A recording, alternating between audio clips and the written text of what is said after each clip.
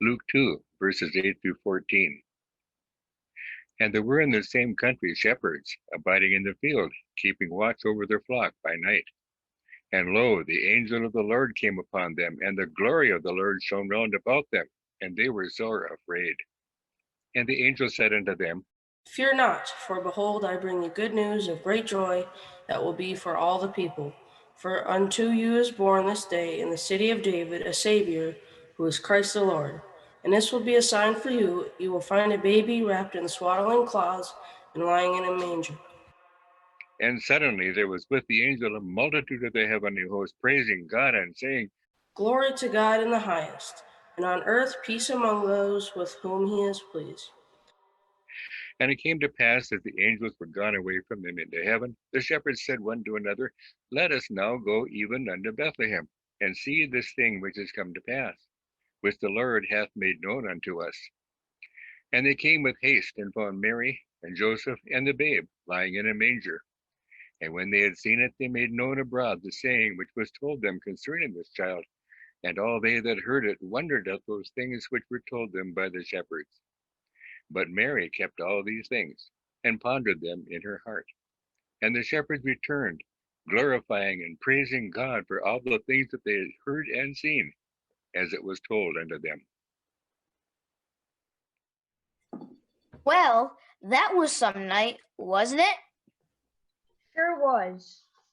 We had no idea something big was going to happen. It was 33 years ago. We were just doing our job, sitting out on the hills, keeping an eye on the sheep. When all of a sudden the night sky exploded with light. And music. Oh my goodness, the music. And the voice speaking to us, telling us that the promised Messiah was actually here. And then telling us where to go to actually find this newborn baby. I will never forget the angel's message. Peace on earth, goodwill to all. Never. Peace on earth, goodwill to all. The thing I don't get is this. You know we're pretty lower class. Lower class? Huh. Some people think shepherds are the dregs of society. Because we touch dead animals or manure, we're now ritually unclean. And we can't even go in the temple until we purify ourselves by offering a lamb as a sacrifice. As if. Which one of these animals you love are you going to sacrifice to get some supposed status of ritual purity? People think we are smelly. Whenever I walk into town, people go out of their ways to avoid me. They put their hands over their mouth and nose and stay far away. At least 6 feet away. So here's the thing. God chose us to hear the message of the angels. Peace on earth. I know. Us, the outcasts. And we got to be the first people to see Mary and Joseph's baby. We told the whole town. I don't know if they listened or not, but we couldn't stop ourselves. And here's the thing, too. Lots of people think shepherds are lower class. But now, 30 years later, Jesus is saying, I am the good shepherd. I know, right? He is affirming our value as shepherds, our love for our sheep, how hard we work to keep them safe.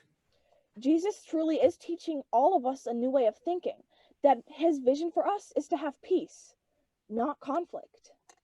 To have goodwill for all. No exceptions. I don't care what class they are. Peace on earth, goodwill to all.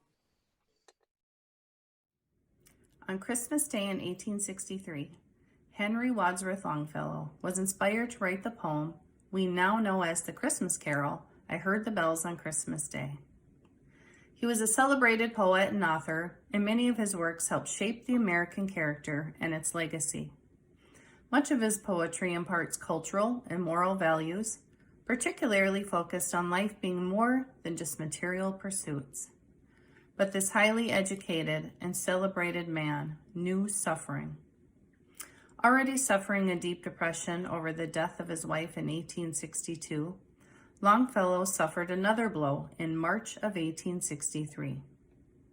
The poet was a staunch abolitionist, but he, like the entire country, was troubled by the Civil War. His son Charlie had decided that, regardless of his father's wishes, he would join the fight. He ran off to Washington to enlist in the 1st Massachusetts Artillery. 9 months later, in early December 1863, Longfellow would be at his son's side nursing him back to health after being shot and nearly paralyzed. The circumstances challenged his resolve, but he was inspired when he heard the church bells ringing loud on Christmas Day. He found in them a message that peace would come again to the troubled nation, and they inspired him to write the poem Christmas Bell. He wrote the poem seeking to capture the dynamic and dissonance in his own heart and the world he observed around him. As he listened to the church bells and heard the singing of peace on earth, he observed the world of injustice and violence that seemed to mock the truthfulness of this optimistic outlook. The theme of listening reoccurs throughout the poem, eventually leading to a subtleness of confident hope, even in the midst of bleak despair. His work is categorized as lyrical poetry, so it's no surprise that it was set to music in 1872. This song is a testament to the resilience of the human spirit. However, the song we're used to hearing often has the middle stanzas removed, but not today, friends. Today you'll be enjoying all stanzas of the song. Afterwards, you'll be hearing stories from some of our parishioners describing a time in their life that they felt anxiety, strife, or isolation, and how they, like Longfellow, found peace and hope.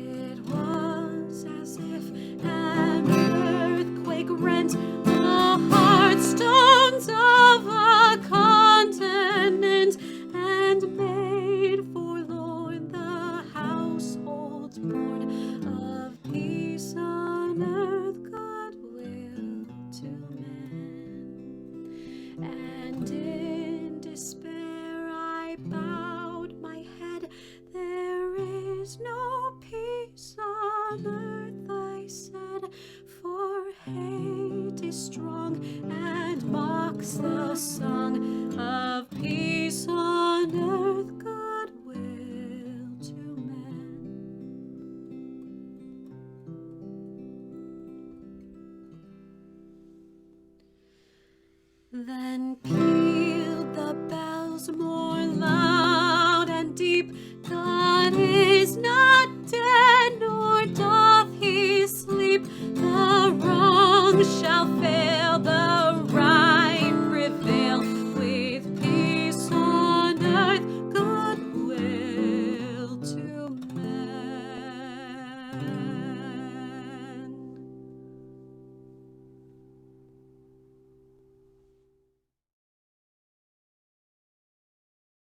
My name is Megan Gonzalez, and I live in Burnsville. I'm a middle school teacher. I'm currently teaching online. I have a little boy named Mason who's 9 years old, and I'm married. I've been married for over 15 years to my husband, Carlos. He's currently living in Mexico because of an immigration issue. There's no path to any sort of legal status here in the US.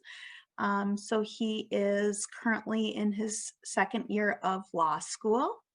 And our family is living apart right now due to COVID, which has been really hard. COVID's been really difficult on a lot of people. Unfortunately, I had applied for a leave from my district and it was denied. So my son and I had to come back to Minnesota and have been living and working here apart from my husband. So with COVID and with our family separation, it's been very difficult. And to work on getting through this, I've tried to focus on the positives because there are so many positive things in our lives and so many things to be thankful for. And with the school not allowing me to take my leave, it actually was a huge blessing in disguise. So we're just so fortunate that I have a job. We have plenty to eat. I have, since we're currently living with my parents, my son has a built-in teacher. My mom, who's a retired teacher, has single-handedly taken on everything to do with his education. So I'm able to work during the day. And my dad has just really helped. He makes breakfast for my son every day. He's his music teacher. They read stories at night together. So my parents, I'm just so incredibly thankful for them during this difficult time. We're hoping to be able, we had to cancel our Christmas trip because it's not safe to travel right now. So unfortunately, we'll be separated for a little longer. But we're just looking forward to being able to see my husband, hopefully either this summer or in March when spring break comes along. We're so thankful that we have technology to be able to communicate with each other. We can do video calls, which we do almost every day. We can text and call each other throughout the day as necessary. And a lot of people don't have that luxury.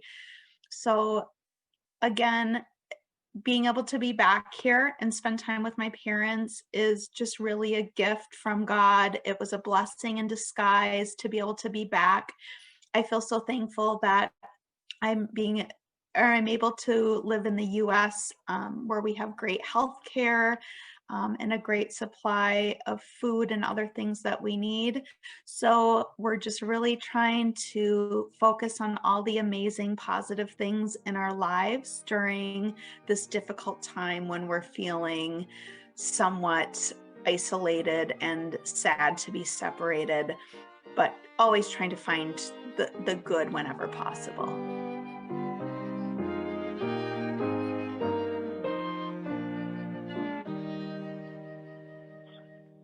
Like I said, I've always kept hope when I've seen a hopeless situation, as if, that I just believe that God will, understand my situation, that I trusted in him, and that, my heart was right, and, and he was the only thing that I could rely on. So that and prayer and learn to strategize my life as far as whatever type of adjustments I need to make, whether it be my financial or spending or, cutting back from whatever things that are my expenses, learning to manage that a little better.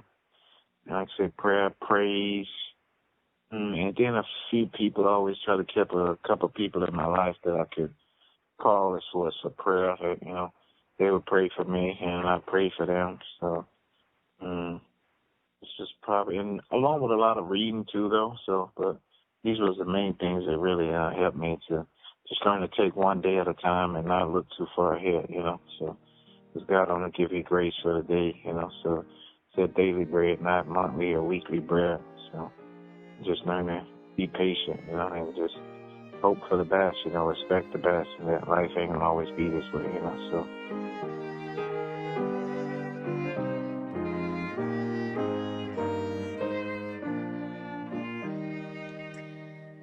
Well, I think one of the things that comes to mind when I think of a difficult time in my life is something related to color, which I have many to choose from in that regard. But one thing that comes to mind is a particular boss that I had, and he always treated me differently, and I didn't know why. And it was quite obvious with how he treated others and the way he treated me, and I never understood why. And unfortunately, I was working for him when I lost my dad. And that was one of the most difficult times of my life, for sure. And I really struggled with it. And as we all know, it's hard to go through something like that and then just jump right back to work, and work is hard. And I remember one day, it was about 2 months after my dad had passed, and I remember I was in a conversation with my boss, and he said something about his dad, and I said, I really miss my dad. And his response absolutely floored me, because he said, you really need to get over that, because we need you to focus on work. And I was just like, wow. And I put everything together, and I thought, why would you respond to me that way? Why? And eventually I realized it's my color. And I put it together with other things that made sense. And it was like, okay, that's what it is. And here we are again with that situation. But I did what I usually do in that situation, and that is grab the armor of God. And God gave us the tools to get through the difficult times. And it was Jesus, for sure, but we were also given the armor of God. And the one piece that I really relate to is the helmet of salvation. And the reason is because when these incidents of color would happen, it would hurt my head so much. And so that's always the piece that I think of the most with that. And that is what I'm the most grateful for, is that armor that God gave us. And along with the love of each other, I know that I can get through anything. And I know that we as a people, even with this virus and all the madness that's happening in the world right now, I know that if we grab the armor of God and each other, we can get through the virus and anything else.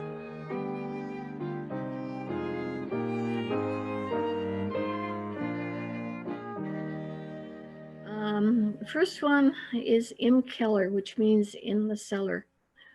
A couple weeks ago, the Star Tribune had a series of articles about people becoming citizens in the United States. And there were parts of it that had childhood experiences leading up to coming to America. One article described a cellar where this child was during incessant bombings. My phone rang, and it was my baby brother, Ernst Paul, who now is 81 years old. And he called from Forest Lake, and he said, "Marianne, do you remember the cellar?" And he explained he had just read this article, and I had just finished reading it. Yes, I remember the cellar. We were in Magdeburg, Germany during World War II. My father was a German citizen, and he had just died of tuberculosis.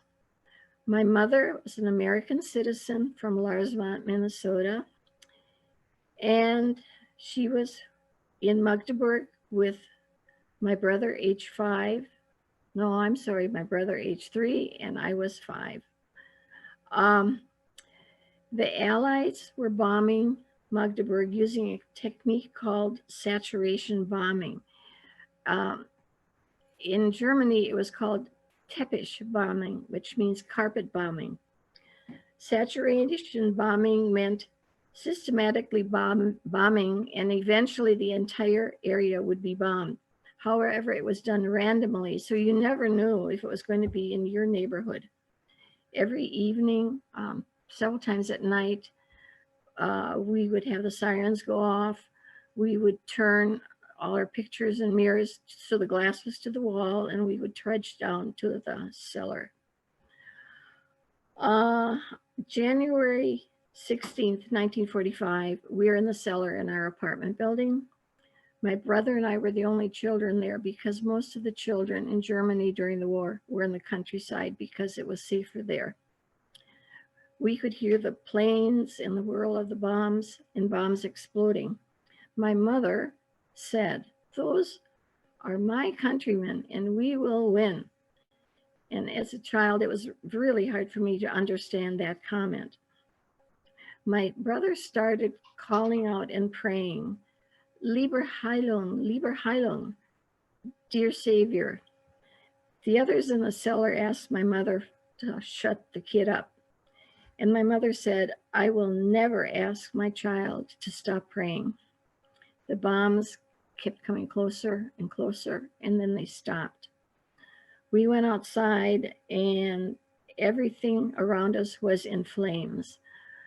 A bomb had gone through our apartment building, but did not explode.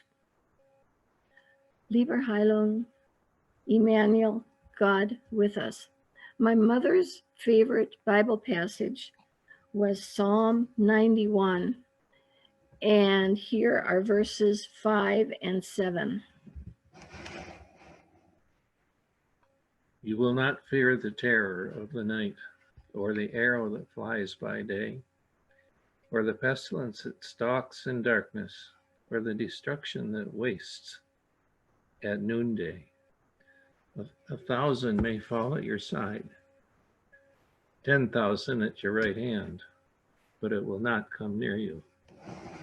Lieber Heilung, Emmanuel, God with us. In my adult former life, every month I would attend the Lac-La-Parle Medical Society meeting, and we would have a wonderful dinner at the Hotel Hunt, and there would be an invited speaker, medical speaker, who would talk about their specialty or a medically related project. At one of the meetings, I was sitting at the round table that was the head table.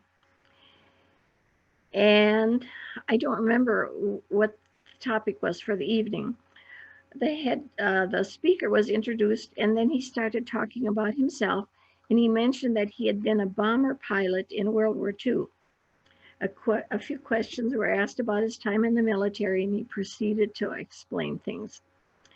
His main interest was mathematics, and he said that his time in the air was really all based on math.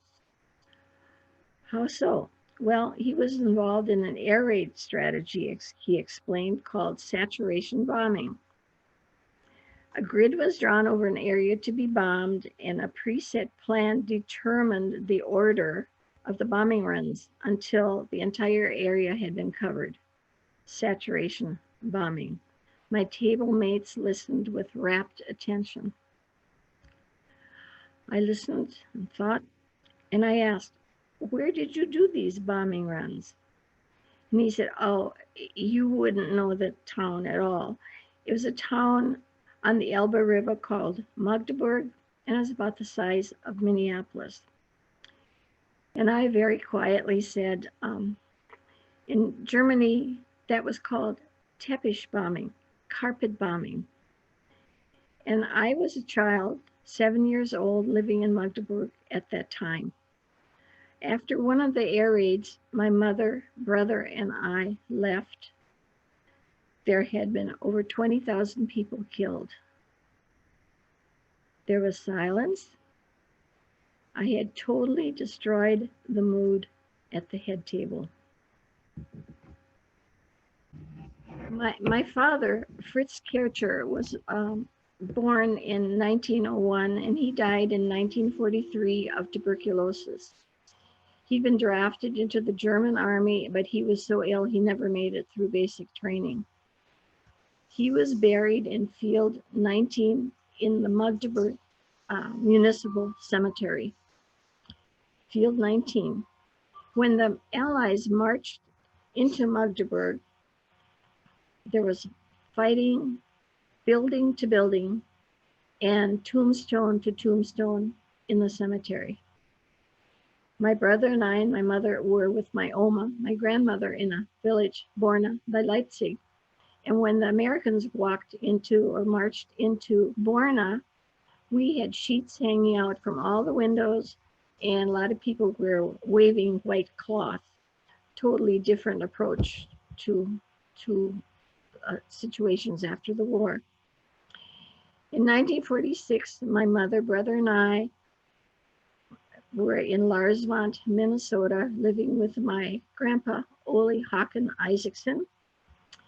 And as an adult, I went to Germany many times, and I usually try to get into the East Zone, and if I could, into Magdeburg, because I wanted to find my father's gravesite. Field 19 in Magdeburg was totally overgrown, and I never could find that gravesite. In 1983, I traveled to Germany with my youngest son, who was then a 9th grader, Peter, and met my husband, who was returning from a medical stint in Uganda. There was something wrong with our marriage. I could do nothing right, and I felt alone, even though I wasn't physically alone. It was a really difficult time. We visited relatives in Germany and traveled to Magdeburg in the German Democratic Republic. Of course, we went to the cemetery because I was still determined to find my father's gravesite. When we got to Field 19 in the cemetery, it was totally plowed over, and there is a big hill of tombstones.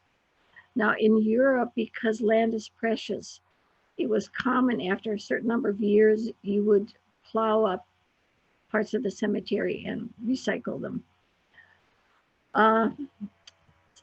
Peter and Tom climbed up to the top of that hill with all the tombstones. They very casually were turning some over and looking at them. And I said, could you do this just a little bit more? And my German friend looked at me and said, es hat kein Zweck, there's no purpose in this. And Tom, of course, was angry at me, visibly, as usual. And he grabbed the tombstone at the top and turned it, yanked it around, and he looked like he'd been struck by lightning. It was my dad's tombstone, intact. Well, he said, so now what? What are you going to do about it? I think we should take it to America. So we went to the cemetery office, and I introduced myself, and I said I was from America, and I was looking for my dad's gravesite in Field 19. And the man said, oh, you're too late. Today we are starting to bury people again in that field, and you will find nothing. And I said, oh, no. I did find the tombstone, and it was intact. And he looked shocked. He said, what are you going to do about it? And I said, oh, I want to take it to America. And of course, that was an unusual request. So he took a piece of paper, some stamps, stamped the paper, and signed. And he said, take this, and you can take the tombstone. So we took burlap, wrapped it around the tombstone, and put it in the trunk of our rented car, which then was way down in the back.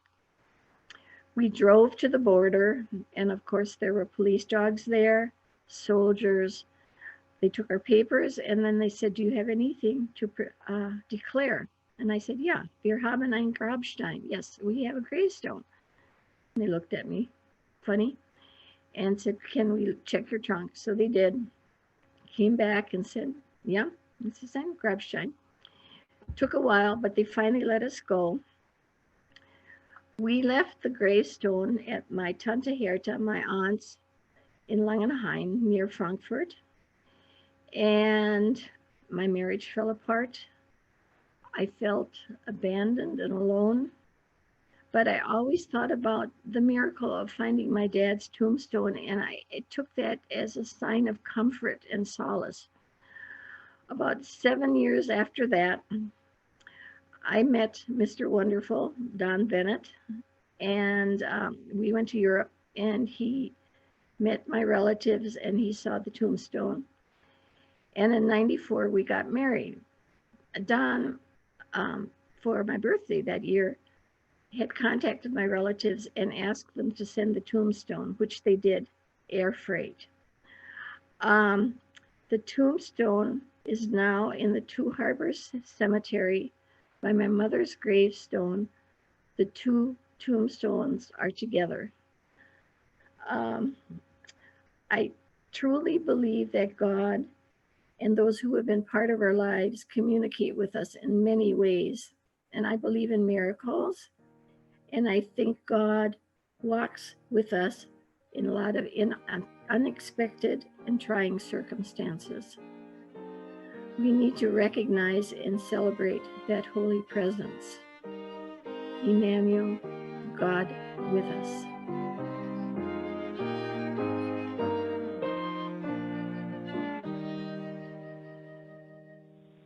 I guess I always follow Jesus, but certain time I just do my thing and just forgot about who I am and just to do thing. And after that, I have a surgery, cancer, lung cancer surgery. I ask God to make us to go church together, because before I went to Korean church, but I wanted to go to church with my husband. Then all of a sudden, someone he know from Volunteer Zoo, her name is Margaret Thompson. She's, I guess, Presbyterian member. She mentioned about your church close by your house. That's what they are leading me to that, and that church inspired me more than anything. All the people, just like you known for years, so kind. It's so something you just cannot imagine. That after the surgery, that I found the church, and since then, I don't think anything else. So we're able to together go churches for like 9 years since then. So that our church people inspire more than anything. And of course, the choir is the most beautiful choir. For consider we don't have many people. So anyway, all the churches inspire me more than anything. So now I feel like I am reborn, and so many people who worry about me and care about me. That is something I never experienced in my life. And also last year, I didn't expect it, but all the choir able to come inside. I didn't prepare for company, and I got pictures all over my house for that, and that is the most memorable Christmas I ever have. So all the church people and things they do for me, like I'm really, you think I deserve it, but then so many good things, because I believe in Jesus more than ever.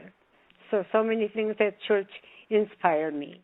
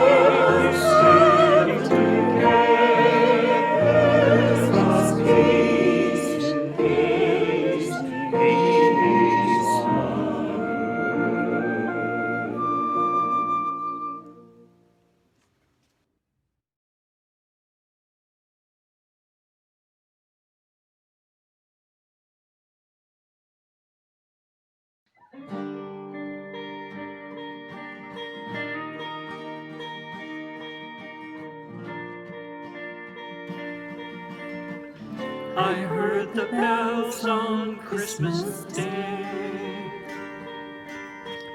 their old familiar carols play, and mild and sweet their songs repeat,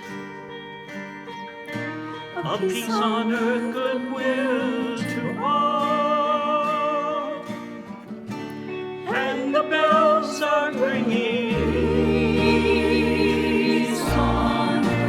like a choir they're singing. In my heart I hear them. Peace on earth, goodwill to all. And in despair I bowed my head. There is no peace on earth, I said. For hate is strong and marks this song.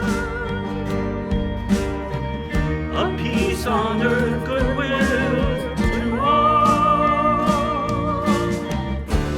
But the bells are ringing like a choir they're singing. Does anybody hear them?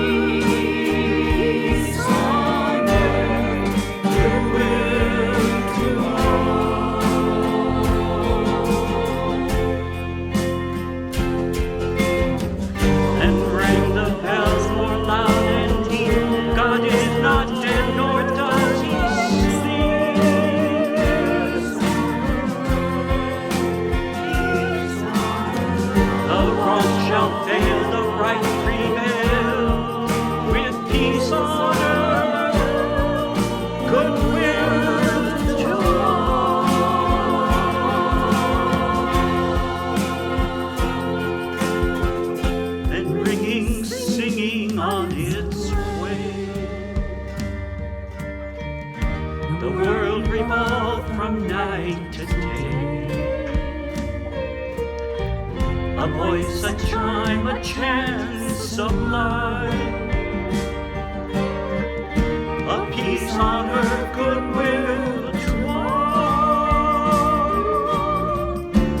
And the bells are ringing like a choir they're singing. And with our heart we hear them. Goodwill to all.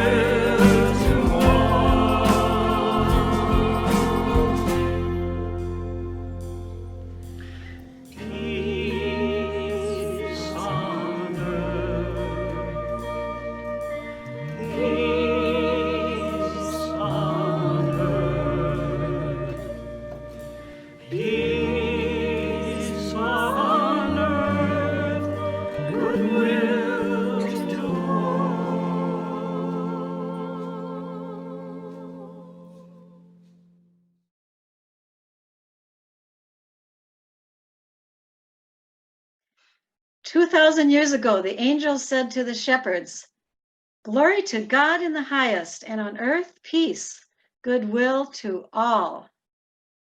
Since then, millions of people have repeated those same words, each in their own language. Pays sur la terre de bonne volonté. 땅에서는 기뻐하심을 입은 사람들 중에 평화요, 온 백성에게는 큰 기쁨의 좋은 소식이로다. Let det bli fred på jorden bland människor som har Gud känner. Matofol ka doru. Ma fino ka tasabe. Pace sulla terra, buona volontà per tutti. Paz en la tierra, buena voluntad para todos. Friede auf Erden und guter Wille für alle. Peace on earth, goodwill goodwill to all.